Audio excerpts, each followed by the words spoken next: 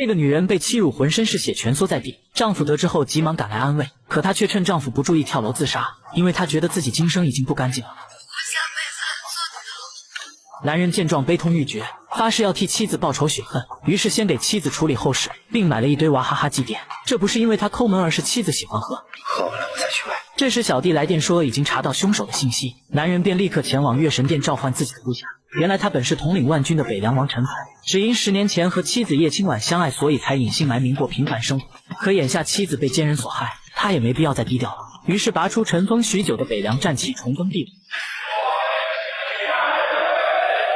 启禀主上，我们查到叶清婉小姐是在她自己死为代罪，我们的人已经去调监控录像了。那我亲自去他。随后陈凡来到妻子公司调取监控，可前台却说最近线路在维修，并且后台存储也中了病毒，无法恢复。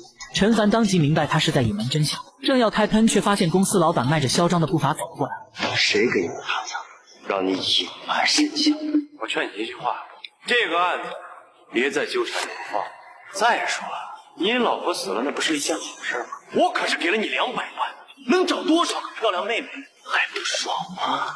陈凡忍无可忍，直接给老板一巴掌，但他也不是好惹的，于是大喊让保镖过来护驾。不想变成赵无冒的话，就马上给我跪下来求饶。这件事情和你没有关系，赶紧拿人钱财，济人消灾。我要是跑的话，以后还怎么混呢？啊！有骨气，成全。不料陈凡竟单手握住电指，接着运起一拳将保镖击飞100米。众人见状全都亚麻呆住，而老板则吓得拔腿就跑，但很快就被陈凡拦住去了。紧接着陈凡又使出一招如来神拳，老板只好说出幕后真凶，祈求保命。队长，是丰城地下皇，这皇祖是他派人删除了监控录像，拿走了数据吗？冤有头两个，找他你别找我。这公主那是凤城当之无愧的王者呀，他手里边可有上千条人命啊！找他去算账，这不是嫌命长吗？可不是吗？这。而此时郑光祖正和几个儿子在潇洒，并且压根不把陈凡放在眼里。那个被轮的女仆老公正叫嚣着找你。只是一只蝼蚁罢了，掀不起什么风浪。大哥，今天可不单单是我郑家年会，那些大人物也都会到场。他要是敢来闹事，那就让他死无葬身之地。没错，他区区一条蝼蚁。今天这个日子，就算是丰城所有世家到死，也并非我们郑家的对手。殊不知现在有多风光，待会就有多狼狈。等他们一进大厅，却发现尸横遍地，而陈凡早已在宝座等待多时。你就是老婆跳楼了的可怜男人。你不认识，你要是认识我，你早就跪下。大胆，这么跟我爹说话！我看得出来，你是个人物，或许还有着不俗的身份，否则你也不可能悄无声息地潜入我郑家年会，还打伤了我族内那么多的高手。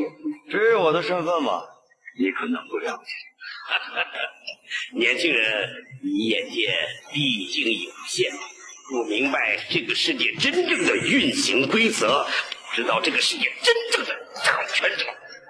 少废话，把录像交出，或者为我死去的母亲付出代价。你知不知道，像你这样的胡织莽夫，老夫1年做掉多少个？小春儿，我看你是老糊涂了，孰强孰弱你到现在看不清楚。我承认你是有些手段，但是这么近的距离，我一发爆头，和你死不死？好，那你试试。死到临头了还嘴了。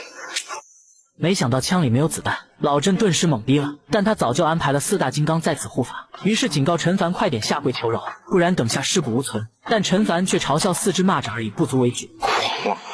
今日必让你领教一番，我为宗师之威。